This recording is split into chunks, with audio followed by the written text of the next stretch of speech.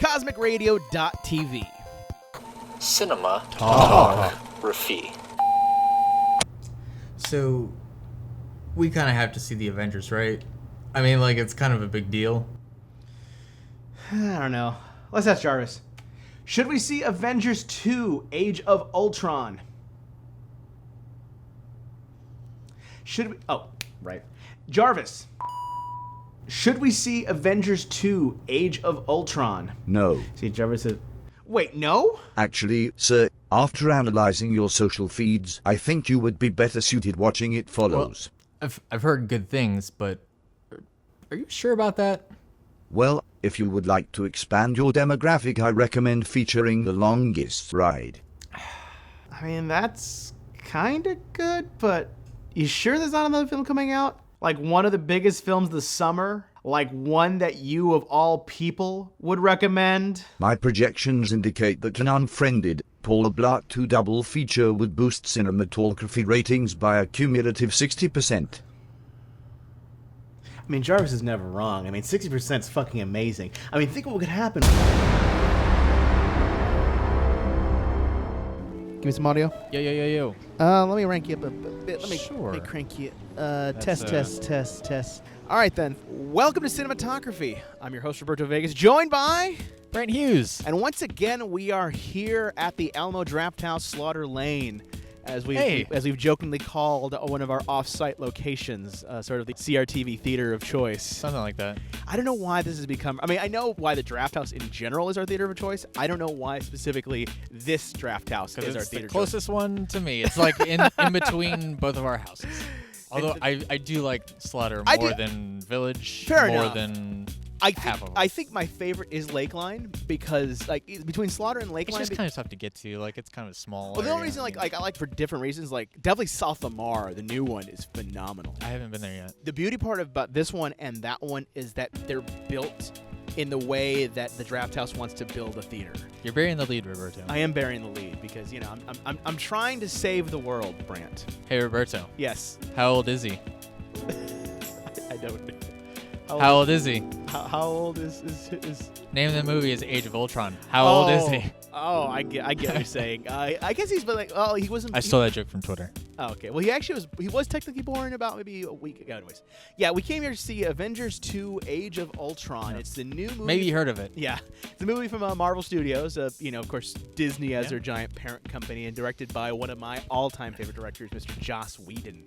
Yeah, he's all right. Famous for, of course, Firefly, Serenity, Buffy, Avengers 1, and one of our personal favorites, Cabin in the Woods. Sure. And Much Ado About Nothing. And a whole slew of other things. Tons of stuff. But Dollhouse, yes. Yeah. He's done a lot, and will continue to do some more, from what I understand. For sure. So, initial thoughts. And once again, before we continue... spoilers. For our usual spoilers, so Bop. go watch the film. I'll tell you, definitely worth it for sure if you want to get that point out of the way. Yeah, I enjoyed it. I think I liked it more than the first, but there are some elements that didn't totally work for me. It's not like the perfect film or anything. No, I was about to say the same. Like for me, it was a good time. I definitely enjoyed it. I personally like the first better.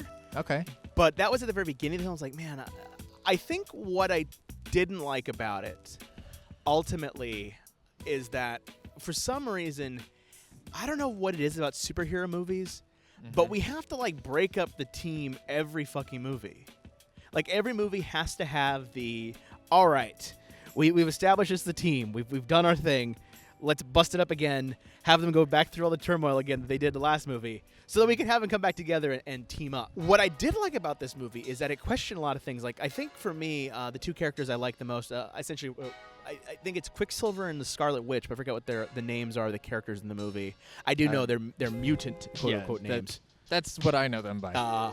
What I liked about them is that they put Stark on blast. Like, sure. Like for his previous crimes as sort of not running his company when he was, in the first Iron Man movie. And I liked how it brought that back, the idea of like, yeah, Stark bomb was killed us, it killed our family and that. And of what it did, even though it did the same kind of stuff, it did add a lot more drama for sure. Yeah, I think it definitely, like, to that note, added an extra layer of consequence. Yeah. Through which Tony is trying to redeem himself for in some light. Well, because like that's what was the interesting thing was that in the movie we have the Scarlet Witch who's got telekinesis, telepathy, all the mind things of under the telekinetic rainbow. She's the mind version of Superman. Yeah, yes, she's like Superman in terms of like she's like superpowered and stuff like that. But I love her backstory way fucking more. Sure. Like her backstory is like you can understand why it is she did what she did in the film. Yeah, totally. And also, like, she gets extra points from me because she's Elizabeth Olsen. And Oh, that's I think right. she's I amazing, forget so. you love Elizabeth Olsen. Yeah, I mean, she's great. She's great. Olsen. She's great. Let's kind of dissect the film from top to bottom. Like the first half of the film, I definitely really wasn't digging. Yeah, the beginning particularly was kind of rough for me because what I think the Avengers does particularly well is, those downbeats, those really quiet moments, and you feel a lot of Whedon in and those. that's the point. That's what Whedon does really well is that he can not only have the action sequences kick in and look great and be amazing, but he adds the human drama, and it was really missing that at the beginning until Ultron kind of kicked in, because there's some funny moments in the film. Mm-hmm. There are some very funny moments, just like the scene they showed the trailer earlier on in the year was the whole everyone trying to grab Thor's hammer. They have that out there as part of the teaser. See, I didn't really see any of the teasers. I saw a lot of the teasers and trailers, and they had that as a teaser. But yeah, that was a nice funny moment because it's just like it's these guys kind of hanging out. But even then, there are other those moments where I think at one point, Tony, as he's going, just says shit, and Captain America's like language, and it's just like that became the running gag for like the entire first thing, which is again a very Whedon thing to do, is to have that kind of running gag go on of like, gee willikers, Captain America, what are we gonna do? Mm-hmm. But that first half it felt like here's a superhero movie. Yeah, and it was a little too bombastic for my taste. Like it looked great. It was amazing, but I was like, this is a superhero. Although at the very, very beginning, there was some weird stuff with like the special effects and stuff where it felt kind of strange. It felt like a little surreal. I was going to say the same thing. It was when Captain America started his attack, I was like, I know this is CG in the back of my mind already, because that's how it's done. But I was like, I can tell that was CG. There was this weird disconnect on one of the shots. I'm like, that was CG. Even though I know it is CG, usually my suspension of disbelief just kind of kicks in, usually for those films. But I saw there's the green screen, there's the halo. It was a weird effect. I saw the pumping. There's one or two moments that particularly in the kind of stitched together continuous take at the very beginning. But other than that, I mean, there weren't any problems. No. I mean, not enough where it was it took me out of the film. Right. What I definitely enjoyed, even though we broke the team up, I definitely enjoyed seeing everybody's fear and everybody's sort of that was really past. cool. That whole scene of these interconnected kind of jumpy sporadic visions that they were all having. I thought that was interesting. And it kind of introduced some different tones to the movie that weren't present before it. Yeah, it definitely added some. I mean, we definitely got to see how Tony views himself a bit more, which is rarely what we do get to check out. We do see Tony be this highly crazy figure. We see him be, this larger-than-life guy, but I love how his fear was, I didn't do enough, and now all my friends are dead. Mm-hmm. And this planet I love is gone. Yeah. And I love that was his fear. That was the thing that would end up kicking him into making Ultron. And that, even though I don't really think he made Ultron, I think that was more of something else in the Infinity Gems, which is, again, for me, I was so glad to see the Infinity Gem kind of come back. I always like that as a thing. But it was definitely cool to see those darker moments, see a lot of the human element too. Definitely seeing Hawkeye's family was completely a good thing to see, because it added more depth to them. Sure. So the biggest problem I think I had with the movie, besides the fact that it was a little bombastic at the beginning, a lot of times it kind of crossed a threshold of being too quippy. It was a little. Yeah. There were one or two too many moments of just like, and here's a funny little line. And yeah, it might have been Whedon being a little too Whedon at times. For me, I like it because I love, like, if nothing more, I love me some one-liners and I love me some cheesiness at times like that. Sure. But definitely, there were a lot more of those moments than I think we could have definitely dealt with a little bit. I mean, especially near the end when shit gets quite literally apocalyptic. Yeah, I mean, throughout the whole thing, it like sometimes it landed really well and sometimes it doesn't. Yeah, I mean, it's tricky because ultimately you've got to make sure you have some fun. That's sort of the film's way. That's sort of not only Joss Whedon's way, but that's just these again are movies for not families, but they're PG-13 films, but they're definitely not for they're not R-rated movies. Sure. That being said, I think for me the turning point might have been, I think it was after they had failed in saving the vibranium, and they had to kind of lay low for the time being. Because for me, that's when they started adding those pathos. Because again, for me, it before that it was just explosion for the sake of explosions. Destruction for the sake of destruction. And I always hate that about superhero movies. It'll have that just explosion. We need meaning for it. And when we got to that point where we introduced Hawkeye's family, we start learning about different characters. Nick Fury's reintroduced, and a lot of things start to make sense. And you start to hear these characters kind of come back, and eventually at that same point, while Ultron is building his perfect body, Scarlet Witch getting a hot bod. Scarlet Witch and Quicksilver sort of learn, oh shit, we fucked up, right? And they start kind of helping. And it's really like my favorite moments in these kind of movies is when you see a lot of these characters step up and become greater than what they are. Even though they're superhuman and they have these powers, it's always fun to see. Like there's that moment on the island. I know I'm kind of jumping around, where Hawkeye says, when you go out there, you're an Avenger. You have a job to do, and it's so satisfying to see just a character like that grow in the course of an hour or so. Yeah, especially since Samuel Elson, your favorite, Elizabeth. Why is it Samuel Elson? Please. Elizabeth Olsen. Please.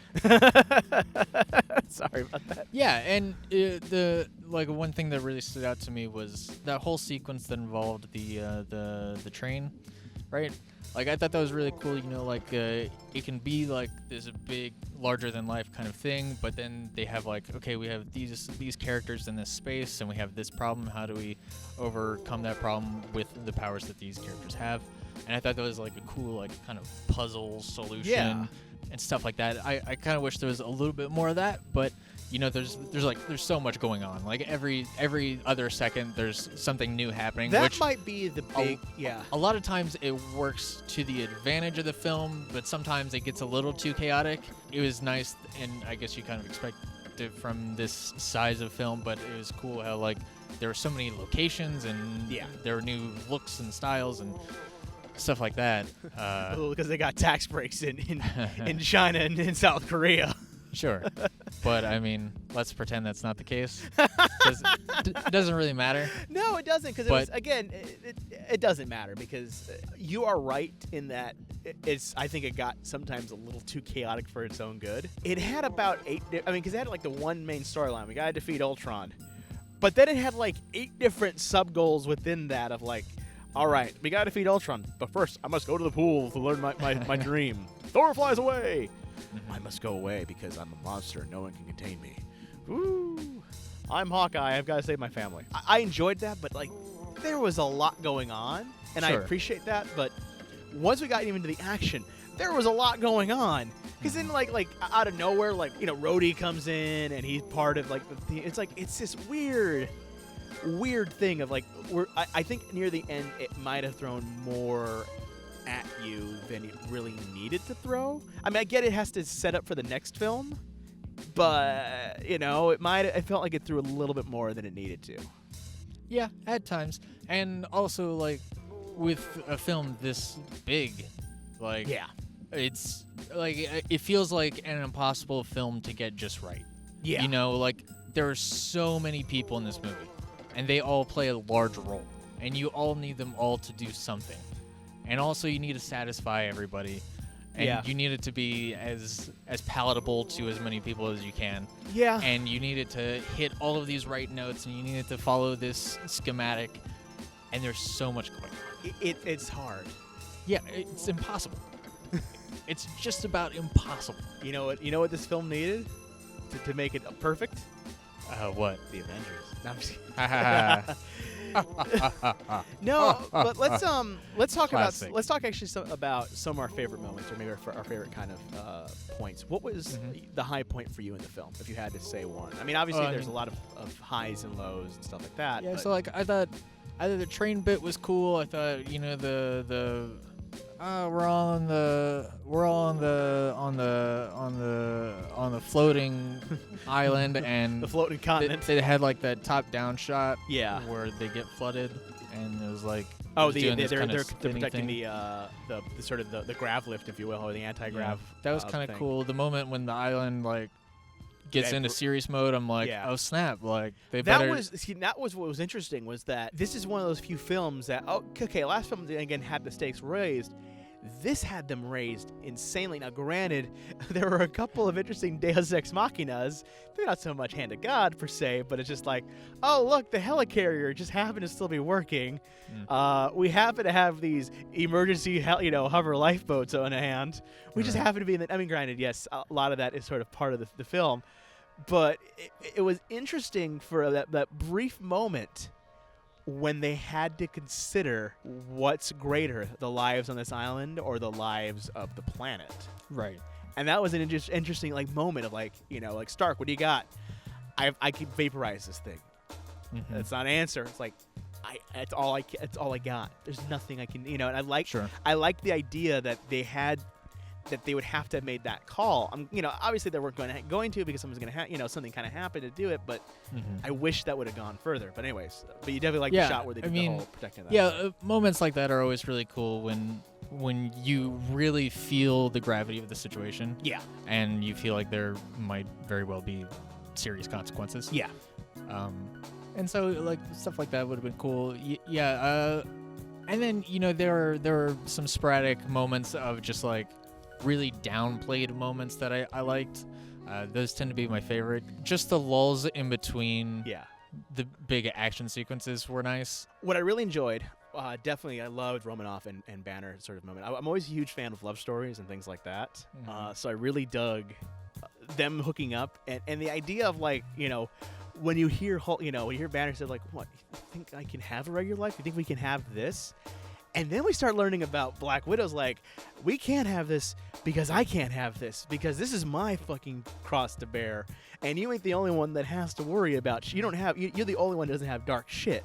And it was really cool to kind of have that like, here's the moment, So like the first one, the big problem that I had with the first one was that it was like, oh, hey, look at how many crazy people we got in this film. We have this insane ensemble film that like effectively hasn't been done really anywhere near this scale. Right. And so I felt like it was very much drawing attention to that element to it. But now that they've been kind of established and they've had their films and they had the first Avengers, it felt like now they had a little bit of time and a little bit of room to like do a little bit of character development. Yeah, I think that was what I liked about it, was that we got to develop a bit more and add a lot more depth to these. They weren't one-depth characters per se. They had depth already, but we got to add very much the human quality, even to Thor. I mean, yes, is an alien, and some may view him as a god, but even seeing him like regret the fact that it's like, I killed all these people.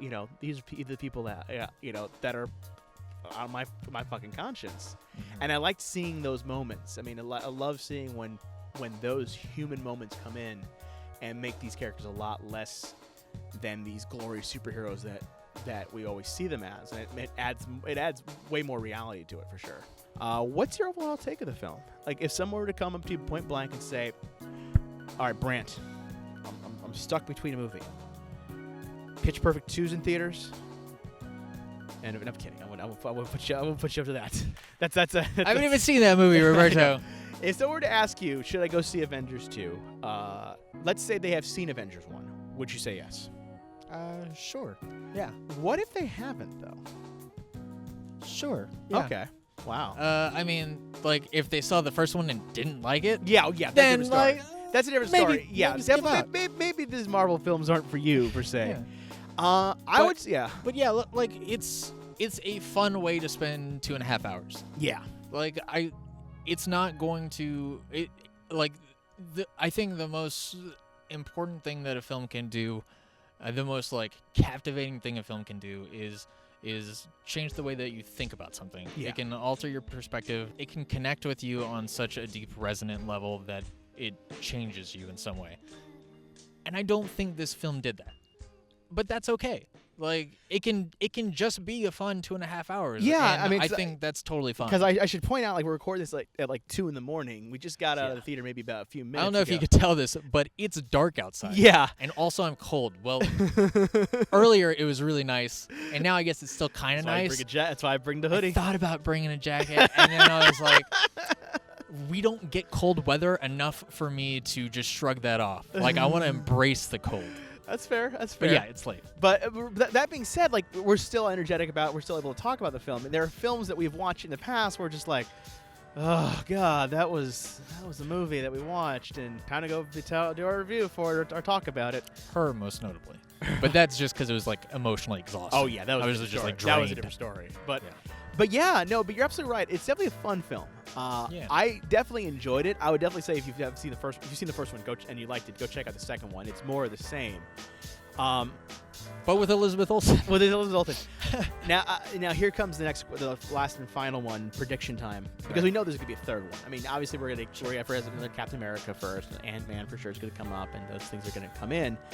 But we know there's gonna be a third Avengers because There's too much money to not make another one. there's too much money at stake. I wonder how much this is. Oh god. Because like we were here at like one of the later showings, and our theater was like completely packed. Sure. I mean, it's opening day. Like, Yeah. It's Still, it's insane. But yeah, I definitely enjoyed it. I definitely recommend it. I don't know what's gonna happen in the third one because I'm kind of worried that without Whedon, I mean, it'll all depend on the director for me. Mm-hmm. Because what I love about Whedon, he knows how to manage a lot of this stuff. There's bound to be another director can do that too. I'm not gonna discredit that. But I don't know because it's got a little bit wonky. I'm glad they did a reset because I think that'll help them out Sure. in kicking in new things and working in new elements. Yeah, they definitely kind of set it up for, like, we are going to have different characters. Yeah, let's clean the slate. It is going to not be Yeah. just more of the same. Two, because of who's coming in at the whole spoiler thing, Thanos, Mhm. that gives the ability to work in one of my favorite teams so far in the Marvel Universe. The Guardians. League. Yes. And let me tell you, I want to see Peter Quinn's. Like, I wish I could have saw Peter Quinn's and Stark talking it up. Yeah. But I don't mind the idea of seeing Peter Quinn's Quinn just in general. I just sound like Peter Quinn, so I keep saying Yeah. Peter. Like, since when are there multiple of him? Yeah. Well, Quinn's is his name. I learned Yeah. that. I learned that recently. Well, I remember Quinn's or Quill. I know I fucked it you up. definitely I fucked screwed it up in our I screwed up in the reaction. review, and I was like, fuck, I knew I screwed up the review. But I definitely want to. I would love to see him and Stark riff off. I'm definitely excited to see him and Captain A riff off. Sure, yeah. That would be fun. And that's probably what has me more excited is that because we have this clean slate now, we can kind of start anew with the next movement of Marvel, whatever that happens to be. Yeah, going down I the definitely think, like, new stuff is welcome. Like, if they can mix it up, Yeah, by all means. totally. Well, Brandt, it's cold. It's late. I think we've said all we need to say about this movie. Yeah. Where can people find you online these days? You can find me on Twitter at Gadawag. You already know how to spell it. There you go. Of course, you can find me. I'm at Vincent404 there on Twitter. If you want to hit us up, check out our previous episodes, head over to our website, CosmicRadio.TV /Cinematalkraphy. You can hit us up at Twitter at Cinematalkraphy. Hit us up at our email, which is Cinematalkraphy@gmail.com. And of course, if you're on YouTube here and you can still see the Alamo Draft House, just click that logo over there. Hey. If we're able to put that in the annotations. Fine. Just hover over there, hit that big Fine. old button. That's our subscribe button right there today. So that's it for today. So till next time. And as always, Getting cinema avenged. is that where you Cinema Avenged. Out of all the things you could go with. You're not even going to say Cinematography, assemble, or Avengers, assemble, cinema. See you later, guys.